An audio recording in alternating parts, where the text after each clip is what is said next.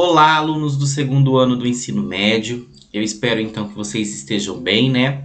Nós tivemos há pouco o nosso momento do pós-aula, onde a gente fez a correção, né, das atividades referentes ao estudo dos poríferos e dos quinidários.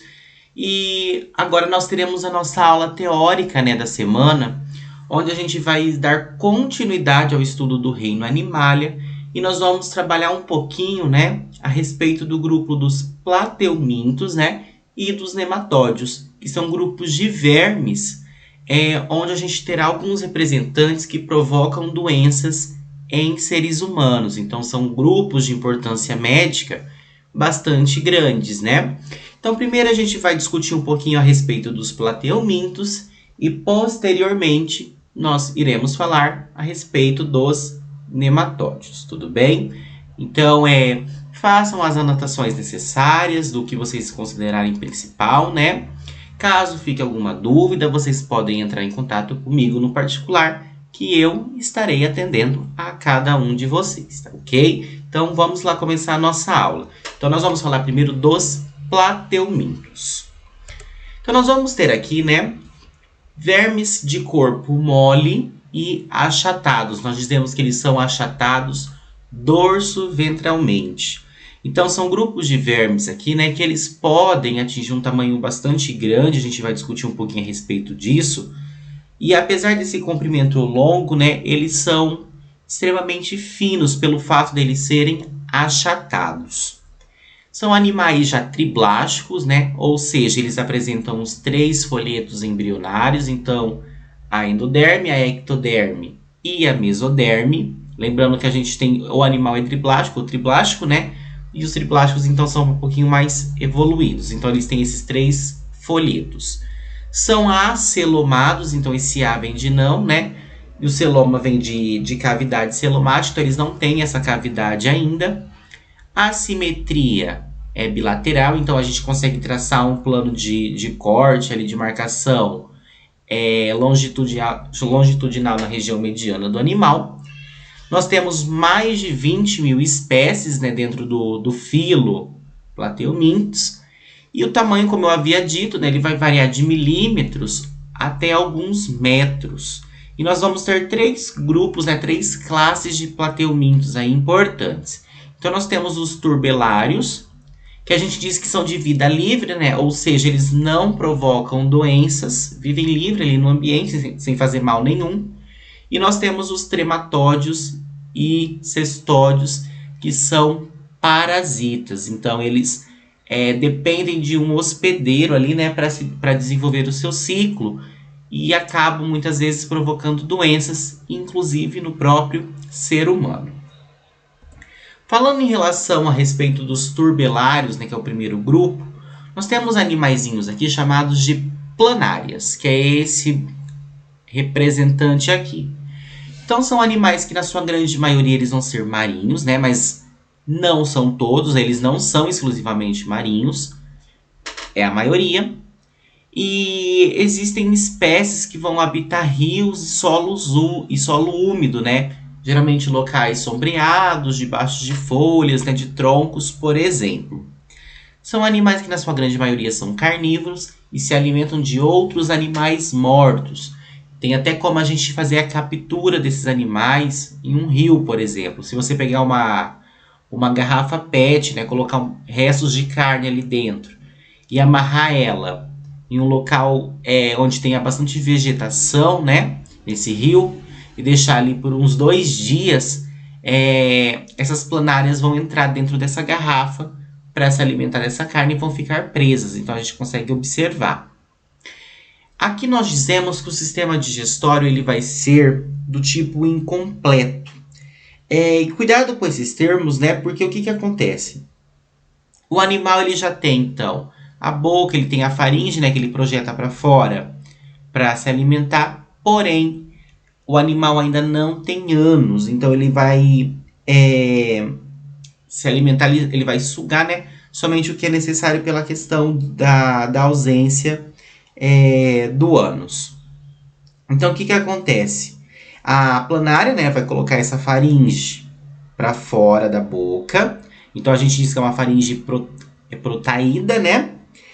e vai levar o alimento, então, para o intestino, onde vai ter algumas enzimas ali, né, que vão fazer essa digestão. E o restante do processo, né, como não tem ânus, vai acontecer no interior da célula, tá certo? E o que não foi ingerido é eliminado ali pela boca, pela questão aí da ausência do ânus.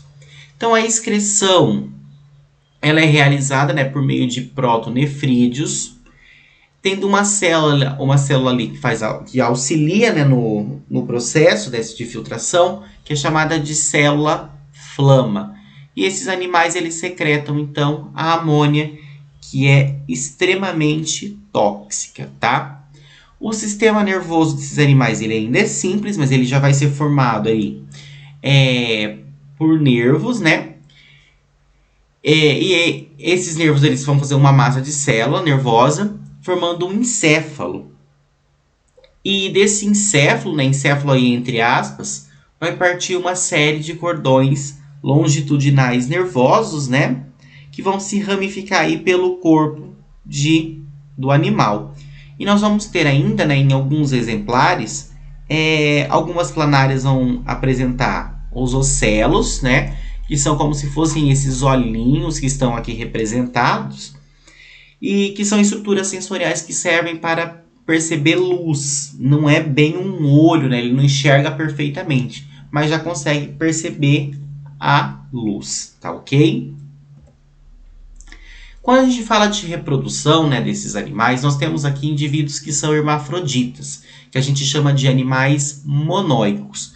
Então, um único animal, né, falando em relação a esse grupo, né, um único animal, ele apresenta tanto o sistema reprodutor masculino como feminino, no mesmo ali animal. Então, é um organismo hermafrodita.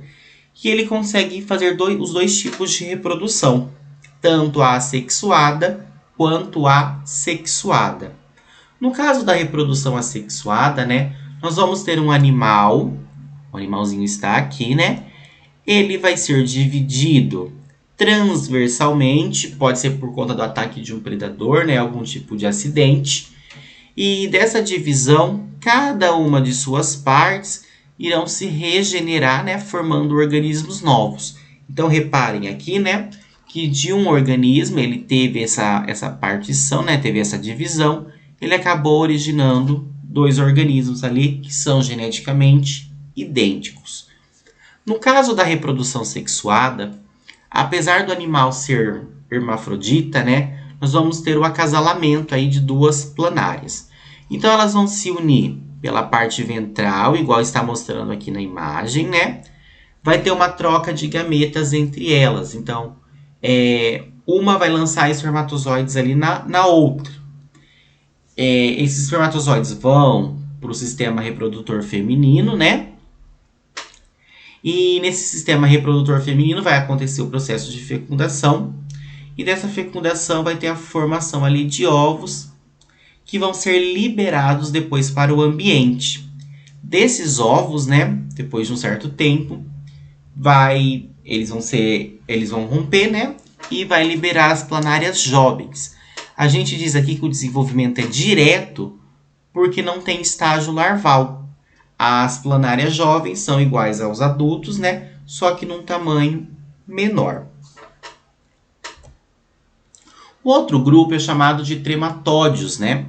E aqui nós já temos parasitas que vão viver no interior de outros seres vivos. Para nós de importância aqui a nível de vestibular, nós temos o Esquistossoma mansoni, que é o causador da esquistossomose, conhecida aí popularmente como barriga d'água. Então, nesse tipo de verme, né, nós temos o que nós chamamos de dimorfismo sexual, que os machos e as fêmeas são diferentes. Então, visualmente falando, eles são diferentes. São vermes que têm ventosas, né, ao redor da boca, que eles usam para se fixar, é como se fosse um gancho, né, que eles usam para se fixar no hospedeiro, onde eles vão estar ali roubando nutrientes. As trocas gasosas e a excreção acontecem através de difusão, né, da pele do animal, já que não tem os sistemas. E o sistema nervoso ele vai ser semelhante ao da planária. Então, o encéfalo ali, né, formado por uma massa de células nervosas e os cordões nervosos distribuídos ali pelo corpo do animal. Em relação à reprodução dos trematóides, né, nós temos aqui a questão da doença. Nós temos um desenvolvimento, então, do tipo indireto, onde existe a presença de larvas. E nós temos dois hospedeiros. Um hospedeiro intermediário, né, que vai ser onde vai ter o desenvolvimento do estágio larval, e o outro definitivo. O intermediário vai ser um caramujo, né, que é do gênero Biomphalaria, e o hospedeiro final vai ser um vertebrado, podendo ser inclusive o ser humano, que, como a gente viu, causa barriga d'água, né, a esquistossomose propriamente dita. E nós temos aqui o ciclo da doença. Então, uma pessoa doente, né, ela elimina os ovos no meio das fezes, em uma região próxima de um local que tenha água. Desses ovos, vai ter o nascimento de uma larva ciliada chamada de miracídio. A larva entra dentro do caramujo, né, que é o hospedeiro intermediário. Ela sai do estágio larval, então ela passa de miracídio para cercária. E quando uma pessoa sadia entra em contato com essa água, essa cercária ela penetra através da pele e volta, né, a provocar a doença. Tudo bem? Depois nós temos também os cestódios, né, que é o último grupo de plateumintos. Então nós temos aqui endoparasitas, né, endo de dentro, né, parasita aí de causar doenças, do trato digestivo de vertebrados. Então, são animais que vão ficar ali dentro do sistema digestório. E nós temos aqui as populares, né, tênias, que eu acredito que todos vocês já tenham ouvido falar o nome aí popular, esse nome tênia, porque é bastante comum.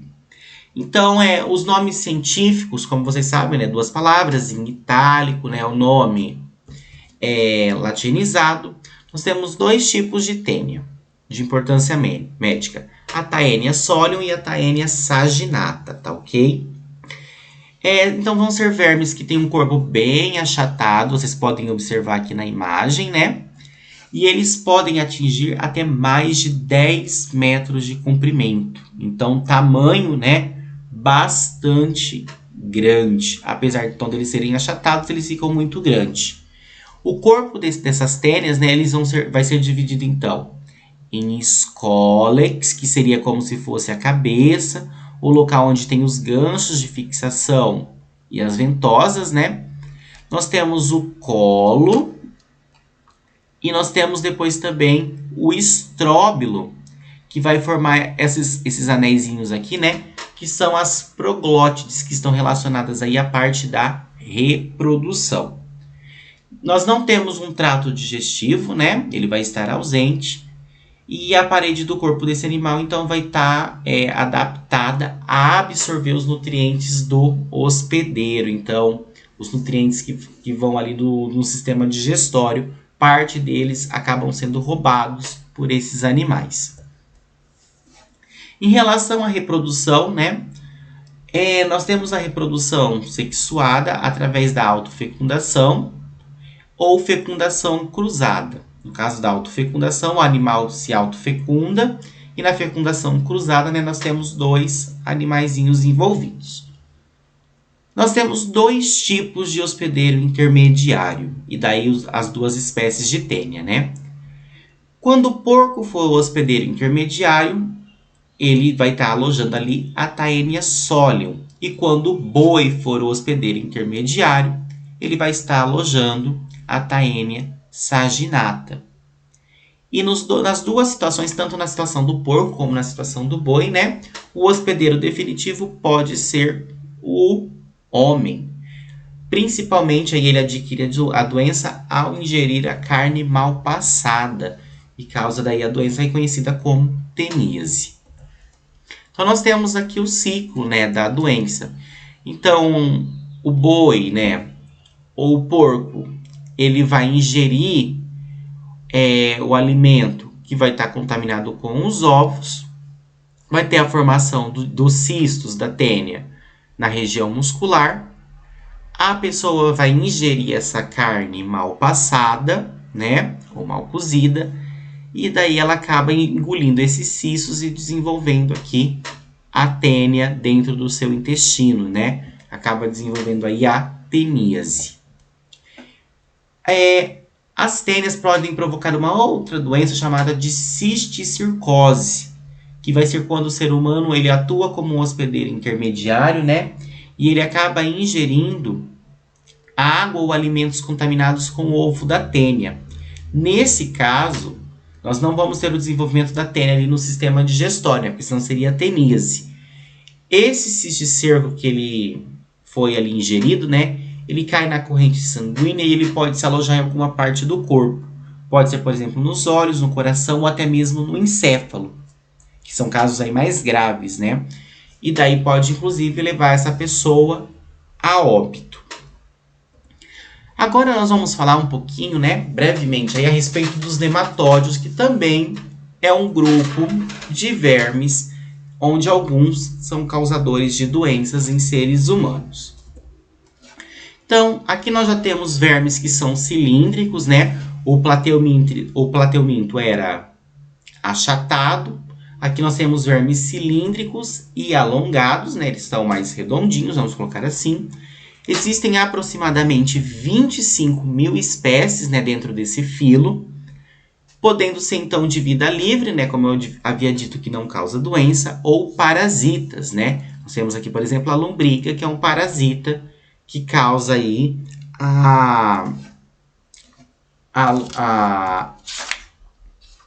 deu branco aqui. As lombrigas que causam a ascaridíase, tá certo? E conhecido popularmente como lombriga mesmo. Então, esses vermes, eles têm o corpo coberto por uma cutícula, né? Que tem função aí principalmente de proteção contra atritos em relação a esses animais, né? E essa cutícula, ela também exerce uma pressão hidrostática, né? Que ajuda principalmente na movimentação desse animal. Que a gente diz que ele tem um esqueleto hidrostático. Está relacionado aí a essa cutícula. A simetria vai ser bilateral, né? Aquele plano de marcação longitudinal. São animais triblásticos, apresentando os 3 folhetos embrionários, né? A endoderme, a mesoderme e a ectoderme. E eles são pseudocelomados. Então, o plateuminto era celomado, aqui já é pseudo. Esse pseudo é falso, né? Então, eles apresentam uma falsa cavidade celomática. Então, ela começou a se desenvolver, mas ela não completou todo ali o processo.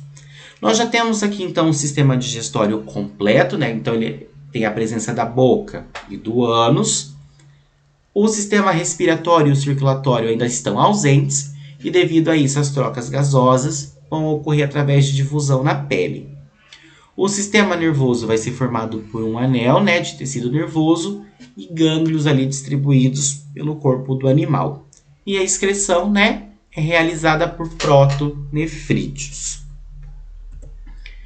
Agora nós vamos falar um pouquinho a respeito das principais doenças, né, provocadas pelos nematódios. Nós vamos falar 4 doenças: a ascaridíase, a ancilostomose, né, a elefantíase, que é a filariose, e a oxurose. São 4 doenças bem comuns aí em seres humanos.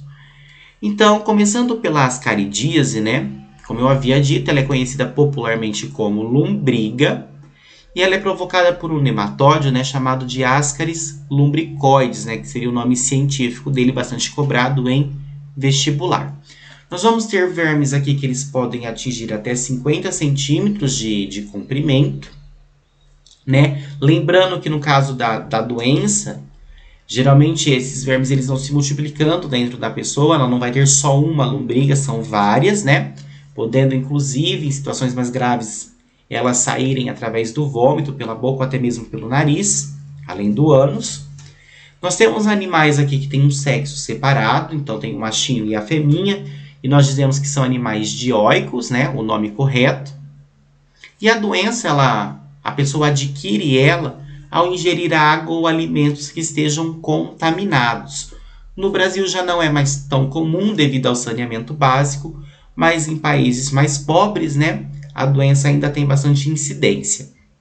Essas lombrigas elas vão se fixar na paredes do intestino e elas vão começar a sugar os fluidos intestinais.